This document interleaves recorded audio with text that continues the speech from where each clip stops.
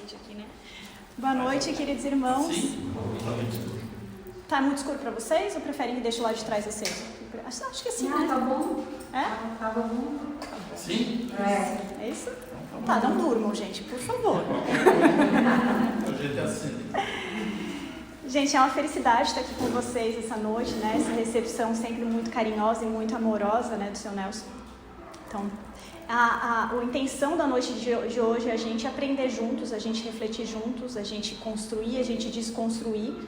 Então, sintam-se à vontade. Se tiver algum sentimento, alguma coisa que queiram compartilhar e falar, não tem problema. Podem levantar a mão e a gente fala.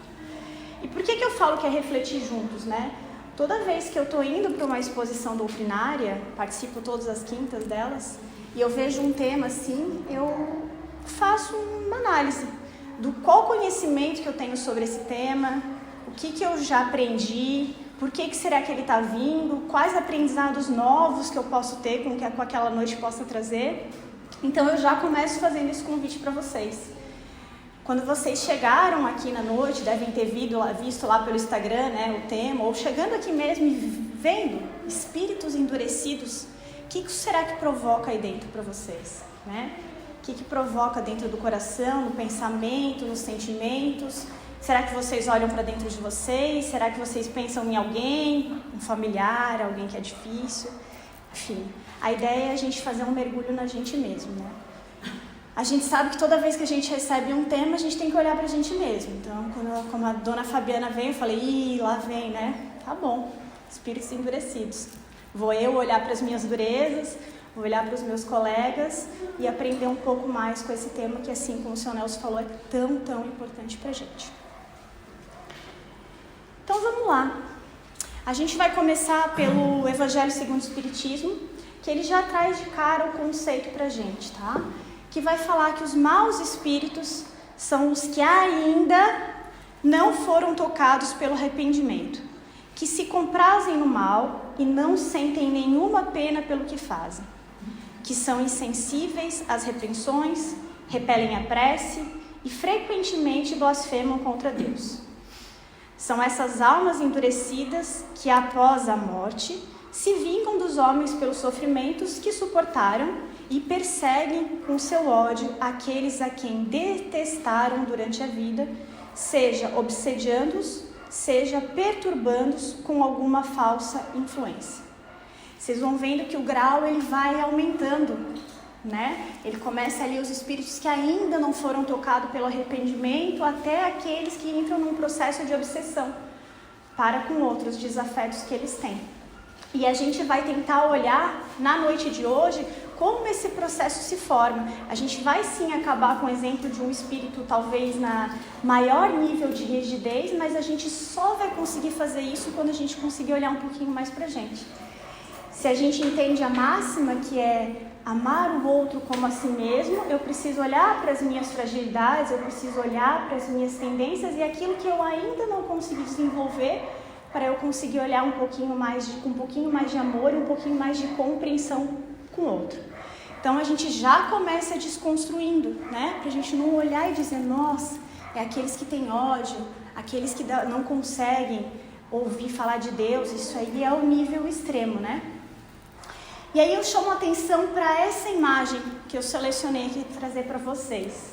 O que será que provoca de novo isso em vocês, né? É um coração de pedra. Um coração duro, né? Só que o que me chamou muito a atenção nessa imagem são esses detalhezinhos que eles vão formando. E quando eu olhei para essa imagem, o sentimento que me veio foi como se tivesse uma cicatriz. A gente só tem uma cicatriz quando machuca, né? A gente tem uma cicatriz quando dói, quando algo... Pode ser desde... Me veio agora na cabeça quando eu ralo o joelho, quando eu sou pequenininha, ralo o joelho e choro por aquilo, quanto talvez uma mágoa maior. Talvez por uma dificuldade que eu enfrentei, por um luto, uma perda, um sofrimento, uma dificuldade de diferentes graus. Então não é spoiler, mas a gente já começa desconstruindo que um coração endurecido é um coração cheio de dor. São pessoas que enfrentaram processos muito difíceis. E talvez na sua forma de ter que lidar e enfrentar a vida, foi dessa forma, endurecendo, enrijecendo. Não sei se vocês passaram por algum momento assim na vida, mas às vezes o único jeito que eu tenho de conseguir viver é assim, durinho para poder enfrentar o que eu tenho para enfrentar. Mas não dá para ficar assim sempre, né? A doutrina sábia vem nos ajudar, que é um coração de amor, que é o amor. Como é que eu faço então para poder recuperar esse amor?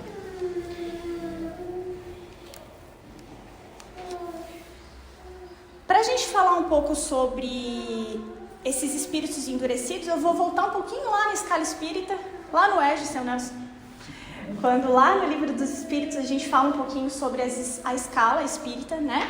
Vamos chegar aqui com muito, com muito trabalho, reencarnação, pós-reencarnação, na primeira ordem, que são os espíritos puros, né? A gente chegará lá um dia. Temos a segunda ordem, que são os bons espíritos, e temos a terceira ordem, né? Nesse grau, nessa escala, que são os espíritos imperfeitos. E aí a gente fala, nós estamos na segunda ordem? Não, nós estamos na terceira ordem, ainda somos espíritos imperfeitos. Dentro da escala da terceira ordem tem vários graus, né? Isso fica aí para uma outra exposição, tem algumas no YouTube que dê pra gente visitar isso, ou fica o convite de quem não fez o ESG ainda, né? Pode vir para aprender um pouco mais com a gente.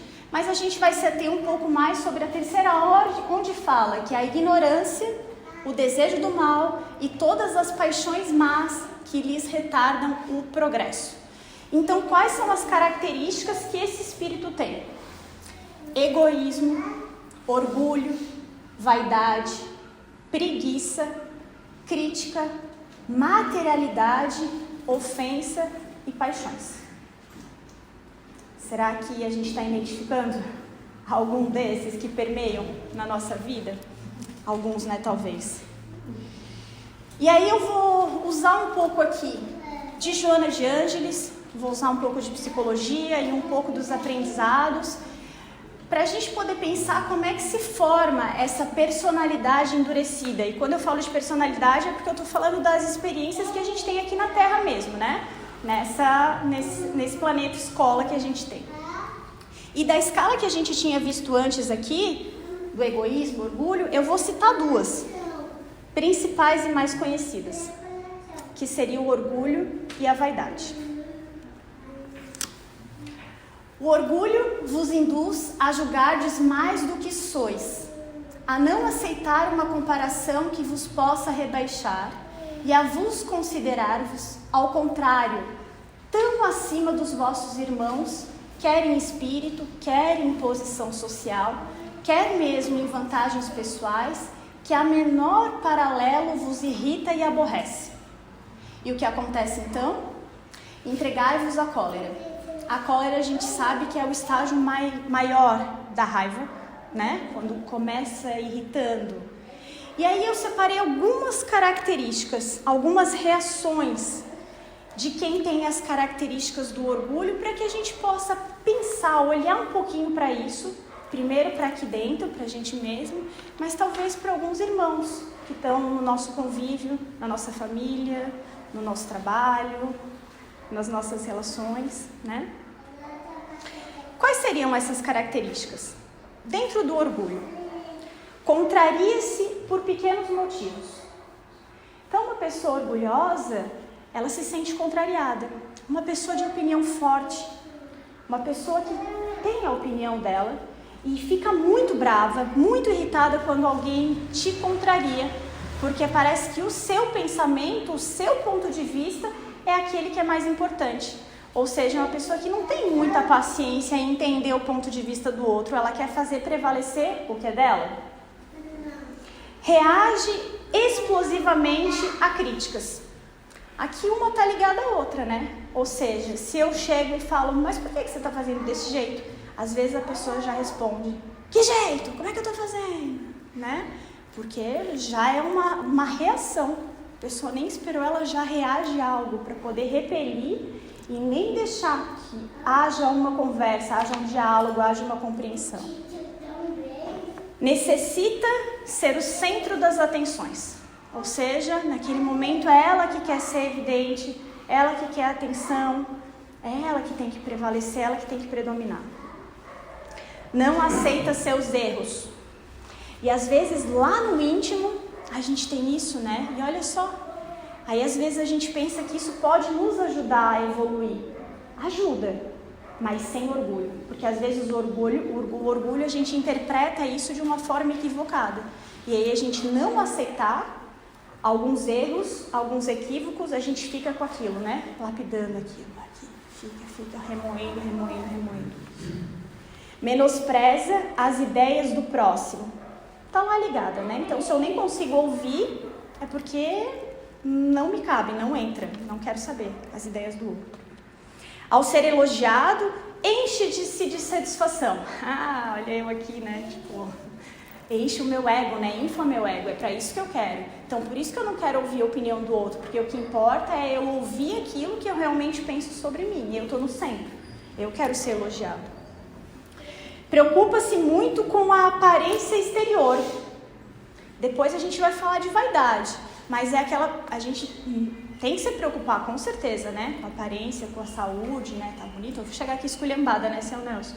Mas em exagero, demais, é orgulho. Preocupação principalmente com o externo. E aí depois a gente vai olhar o que tem dentro. Não admite-se humilhar diante de ninguém, achando que essa atitude é um traço de fraqueza. Isso é até uma palavra, uma frase comum. Eu escutei isso essa semana, que alguém disse, estava num evento em São Paulo e alguém disse assim: eu não me comovo, porque isso é sinal de fraqueza. Então eu não choro, quem chora é fraco. Então eu não vou me cativar, eu não vou me comover pelo sentimento de alguém ou por alguém.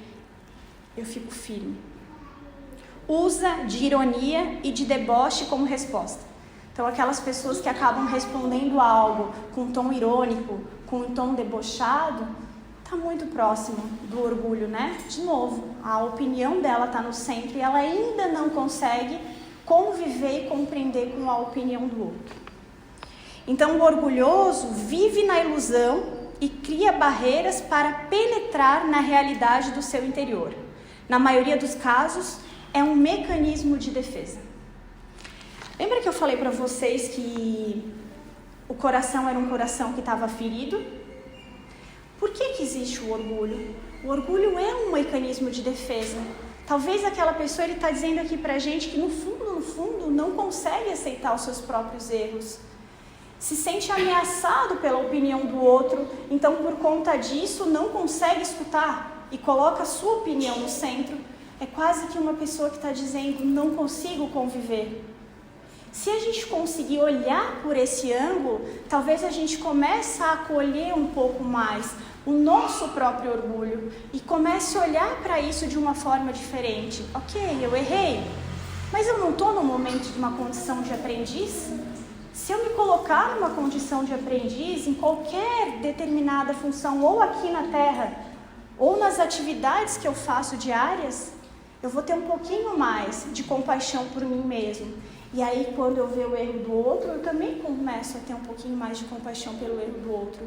Porque não é tão rígido, não é tão endurecido nas minhas vivências. E a vaidade? O que será a vaidade? O homem, pois, em grande número de casos, é o causador dos seus próprios infortúnios, mas em vez de reconhecê-los, acha mais simples, menos humilhante para a sua vaidade acusar a sorte, a providência, a má fortuna, a má estrela, ao passo que a má estrela é apenas a sua incúria. Está lá no Evangelho segundo o Espiritismo. A vaidade, ela é um pouquinho mais sutil do que o orgulho. É um pouco mais difícil, das vezes, a gente perceber. Vem muito na cabeça que a gente falou ali da preocupação com o externo. Mas vamos ver o que Joana, vamos ver o que os pensadores falam. Ela anda de mão dada com orgulho, tá? Ela é decorrente, ela tá ali juntinho. A apresentação pessoal exuberante, né? Pessoas que andam com muitos adornos, tem muita preocupação ali, ó, em montar algo para poder mostrar para o outro, né? Para que a aparência externa já fique em evidência muito mais do que talvez o que eu tenha internamente. Evidência de qualidades intelectuais, não poupando referências à própria pessoa. Ou seja, tem pessoas que têm um certo grau intelectual maior, só que elas utilizam isso para se beneficiar. Anda junto com o orgulho, ou seja, é o centro. Então, quando uma pessoa dessa é elogiada por uma característica ou por algo que ela já desenvolveu, nossa, isso serve para aumentar mais o ego, aumenta ainda mais a vaidade dela. Esforço em realçar dotes físicos, culturais ou sociais. Ou seja, se preocupa muito, né? Com o corpo, muito com o físico, muito, então estuda, ou eu vou me entrar em questões sociais, né? E aqui eu digo, tudo isso é importante para o nosso desenvolvimento, sem dúvida. Mas como que eu posso, de repente, pensar qual é a dose? Quando eu estou no meu extremo. Tudo que é exagerado demais, tudo que consome demais, já é um ponto de alerta que não está no equilíbrio, né? Intolerância para com aqueles cuja condição social ou intelectual é mais humilde. Não tem muita paciência, né? Ou seja, não faz parte do meu mundo, não faz parte da minha classe. Não vou olhar para isso. Aspiração a cargos e posições de destaque. Ou seja, a pessoa procura essa posição. Eu almejo uma presidência. Mas por que você quer uma presidência? Você quer porque você quer liderar pessoas? Porque lá ou não, porque vai ser um cargo de status, é algo que vai te dar status. Obstrução mental na capacidade de se autoanalisar, não aceitando suas possíveis falhas e erros. Ou seja, pessoas vaidosas demais têm dificuldade de olhar para si, nem querem, não precisam, já têm uma imagem bem delimitada de quem são e das suas opiniões. E ter as opiniões muito claras não significa que você realmente se vê como você é, né? A psicologia explica muito isso. Para a gente conseguir se enxergar como pessoa, é uma junção da imagem que eu tenho de mim mesmo com a imagem que o outro tem de mim. E eu uno as duas. E por que é tão rico, né? Você ter a imagem daqueles que você realmente confia? Porque daí eu vou mensurando, né?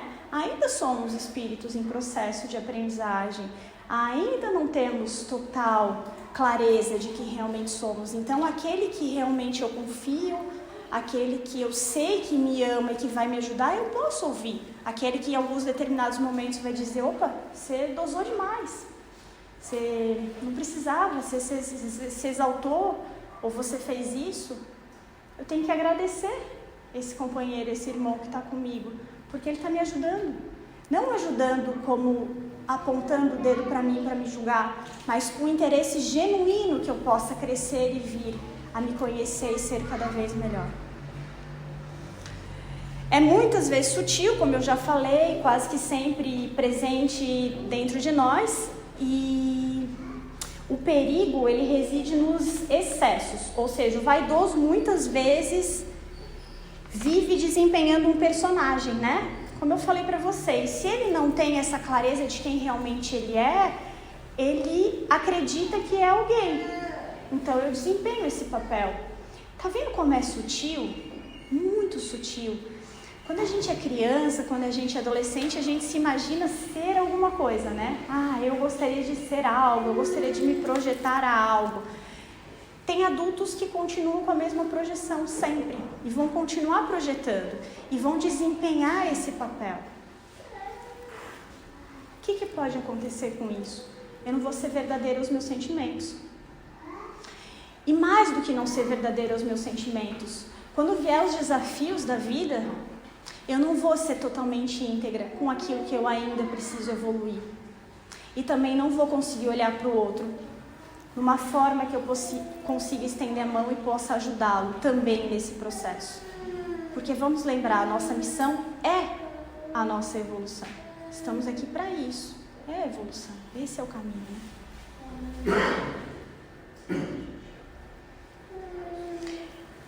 Então, há muitas moradas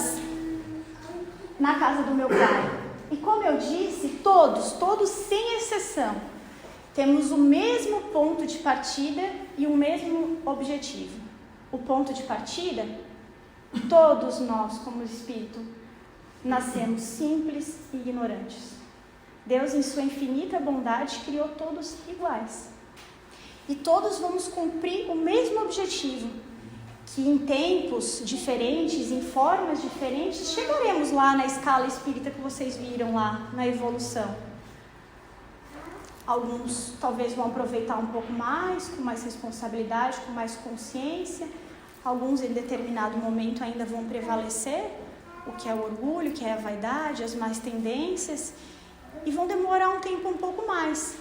E vocês já devem ter escutado sobre a sabedoria divina, que muitas vezes educa pela própria dor. Mas não porque Deus, porque a justiça divina é punitiva, mas porque nós mesmos acabamos criando isso para nós. Nós mesmos acabamos atraindo isso. E aí a gente está falando de espíritos endurecidos. O que o duro faz? Repele. O que eu vou acabar atraindo na minha dureza de ser? Mais dureza. E por que a gente está falando de ter muitas moradas na casa do Pai? Para poder mostrar, muitos desses espíritos endurecidos, eles acabam atravancando o processo evolutivo, né? Estamos aí num momento transitório do planeta. Muitos desses espíritos vão causar uma certa desordem, podem ocupar aí cargos de poder. E aí a gente pode questionar, mas por que eles existem então? Por que Deus dá essa possibilidade? Dá essa possibilidade porque Ele é justo e bom. Então todos têm o direito. Todos têm o direito, todos têm o amor de poder evoluir e crescer. E a gente pode ajudá-los, com certeza a gente pode ajudá-los. E aí, no Livro dos Espíritos, na 237, ele vai trazer: uma vez no mundo dos espíritos, a alma conserva ainda as percepções que tinha quando da sua vida física. Eu vou correr, que esse negócio passa muito rápido. E por que eu estou trazendo isso? Porque a gente estava olhando para o nosso processo aqui, ainda como espíritos encarnados, se descobrindo, lidando com as nossas emoções, com as nossas dificuldades, aprendendo a olhar um pouquinho do outro, porque sabemos que um momento de desencarne vai chegar. E aí o Livro dos Espíritos pergunta: a alma conserva ainda as percepções que tinham quando da sua vida física? E os espíritos respondem: sim. E outras que ela ainda não possuía, porque seu corpo era como um véu que as obscureciam. A inteligência é um atributo do espírito, as que se manifesta mais livremente quando não há obstáculos. E aí a pergunta que eu faço para vocês é: ok, temos uma vida baseada no orgulho, baseada na vaidade, ou estamos aqui tentando combater as nossas más tendências, tentando refletir sobre as nossas atitudes, pensar um pouquinho mais sobre isso. Chegou o nosso momento e desencarnamos. O que vai acontecer? Seremos nós mesmos. Continuaremos nós mesmos. E aí a gente traz o exemplo da Rainha de Ud para poder exemplificar para vocês, né? Tá lá na obra Céu e Inferno. É uma obra fantástica que quem não teve a oportunidade ainda de ler, eu deixo o convite, que ela vai falar exatamente dessas comunicações espíritas, né, em reuniões mediúnicas. E a gente sabe que nos trabalhos mediúnicos acontece muito essas experiências. E eu não vou me estender para contar um pouquinho, essa é ela mesmo, tá, pessoal? Mas ela é uma ex-rainha da Índia, que ela tinha como principal característica o orgulho.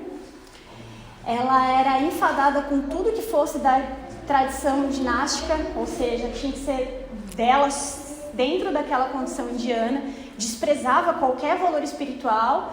Ela faz uma viagem para tentar mudar o cargo dela e acaba desencarnando na França e tem um enterro de luxo, tá? Naquele momento ali, Kardec estava encarnado, enfim, teve uma grande repercussão na França e eles convidam esse espírito a se manifestar numa reunião mediúnica. E aqui a gente vai passar só por algumas respostas para a gente poder pensar um pouco, né? Isso é um caso de um espírito mesmo que se manifesta para a gente ver. E aí a pergunta que fala: quais as vossas sensações ao deixares o mundo terrestre? E a rainha responde: ainda perturbada, tornar-se-me impossível explicá-las. Ou seja, dá para perceber que ela ainda está atordoada, né? Ela percebe que sim, teve o desencarne, mas ela ainda não se reconhece muito bem, não se localiza muito bem onde ela está. Sois feliz? É a pergunta que ele faz para ela. E ela responde: tenho saudades da vida. Não sei. Experimento a acerba dor da qual a vida me libertaria. Quisera que o corpo se levantasse do túmulo. Ou seja, é um espírito extremamente ainda apegado à matéria, que vê a dor que ela sente naquele momento como a falta do corpo físico, reconhecendo que a vida que ela tinha na Terra poderia trazer essa felicidade de volta para ela. Que pensais das honras fúnebres prestadas aos vossos despojos? Foi enorme, pela pesquisa que eu fiz, assim, foi um funeral lindíssimo, belíssimo, que aconteceu por vários dias, foi tudo de melhor o que deram para ela. E ela respondeu: não foram grande coisa, pois eu era rainha, e nem todos se curvaram diante de mim. Deixai-me, forçam-me a falar, quando não quero que saibas o que ora sou. Asseguro-vos, eu era rainha. Ou seja, aqui ela demonstra muita raiva, né? Um sentimento muito endurecido de que ela não teve tudo que ela merecia. Mas ela não teve o que ela merecia porque nem todos se curvaram diante dela. E na compreensão que ela tinha de ser uma rainha, era isso que os servos deveriam fazer. Eles deveriam se curvar, eles estavam lá para servir a ela como rainha. Vós, que viveste nos esplendores do luxo, cercada de honras, que pensais hoje de tudo isso? Que eu tenho direito. Ou seja, tudo que ela vivenciou no último processo reencarnatório dela, ela gostaria que tivesse igual. Ela acredita que deveria ser igual.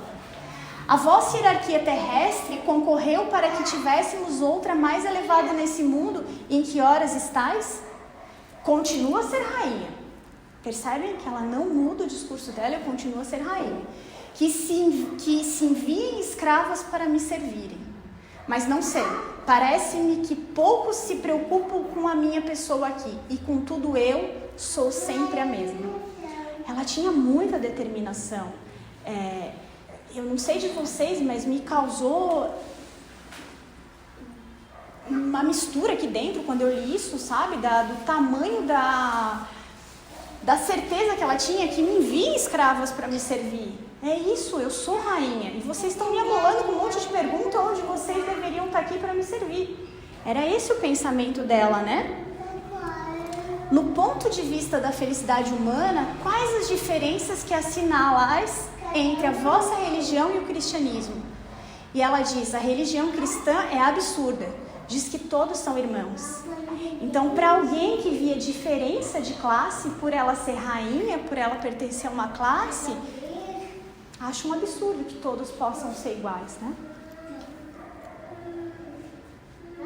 E qual a vossa opinião quanto a Cristo? E ela responde: o filho do carpinteiro não é digno de preocupar meus pensamentos. Ou seja, eu não vou pensar em alguém, não me importa o que vocês falam dele. Ela acabou de dar uma resposta dizendo que tem essa diferença, então não é digno, né, de ela ocupar os pensamentos dela. Forte isso, né, gente? Bem forte.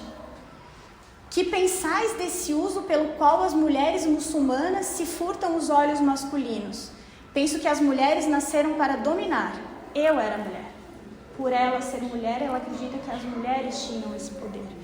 Muito pautado a tudo que a gente vinha falando, né? De algo no orgulho, um pensamento muito fiel, que pode mostrar sim muito poder, mas o quanto isso está gerando um próprio sentimento que ela não percebe, né?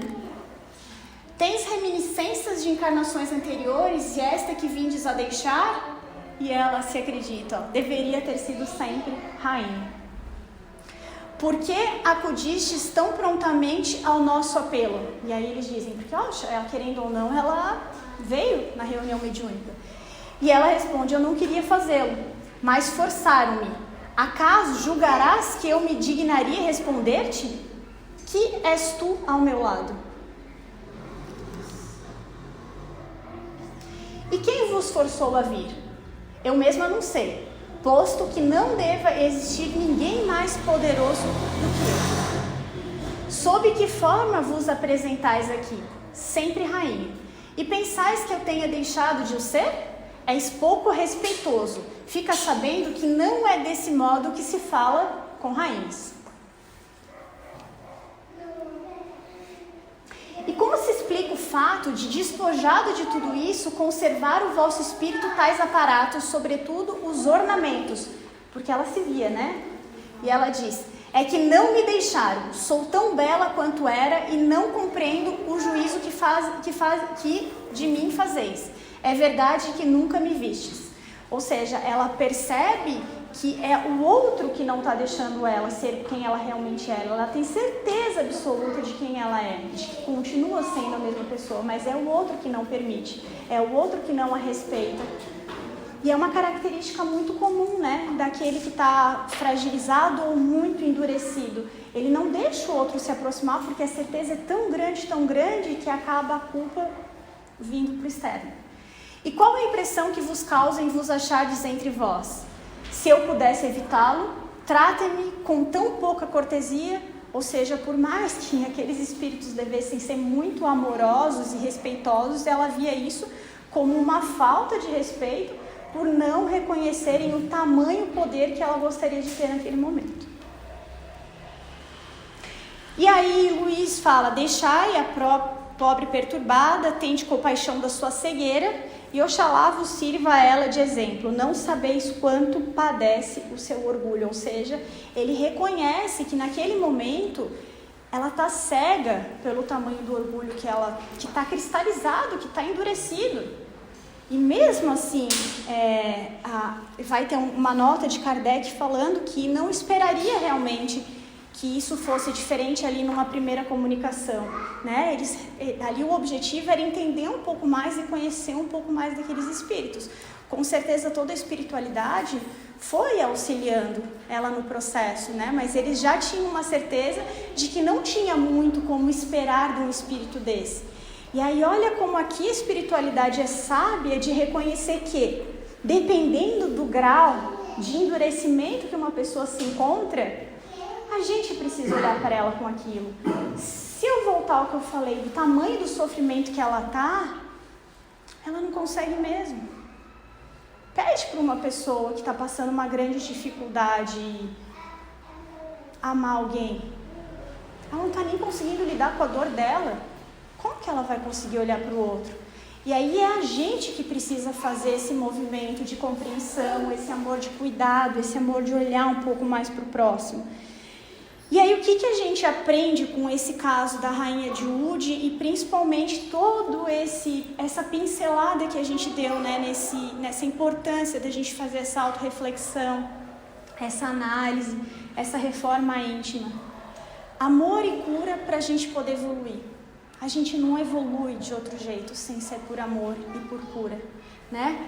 Aqui o coraçãozinho ele tá aos pouquinhos quebrando, né?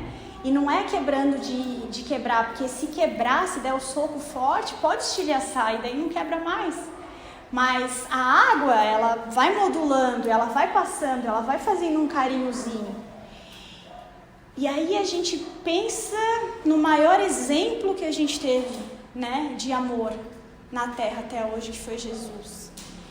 Que andava com as prostitutas, com os bandidos, com os leprosos e conseguia enxergar deles um processo de crescimento, um florescer muito grande, sem distinção e sem julgamento.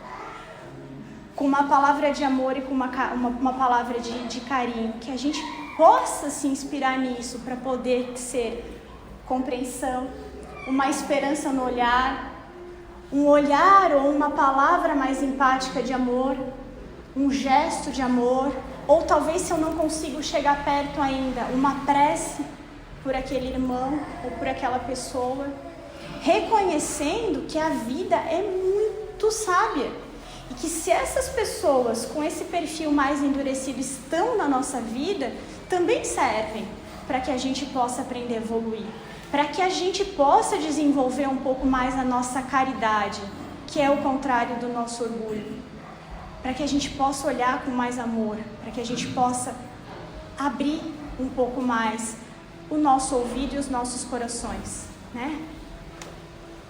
O espírito, ele vai precisar aceitar. Ele só vai começar a passar pelo processo de transformação e começar a quebrar essas casquinhas e soltar um pouquinho mais quando ele se sentir pertencente e aceito a alguma coisa. Quando ele perceber que sim, que ele está em sofrimento, quando ele talvez não aguentar mais aquela dor e reconhecer que ele precisa de ajuda. Isso é lento, é um processo endurecido desse jeito, vocês imaginem o quanto não vai levar, né? Mas quem ama é capaz de ver aquilo que não está pronto. Para mim essa é a síntese de tudo. Ou seja, eu olho para o outro, reconheço que ele está no processo dele, reconheço de que é isso, faz parte, eu tento usar o máximo que eu posso para poder me aproximar dele, reconhecendo que eu também tenho a minha pequenez, que eu também tenho as minhas falhas, que eu também sou errante na vida. E eu consigo dessa forma olhar um pouquinho para o outro, permitindo que em algum momento ele também possa vir a florescer.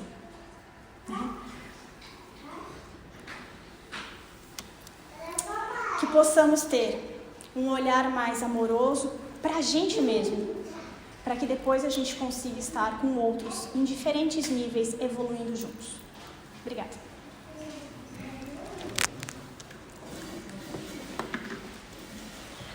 Obrigado, Dani.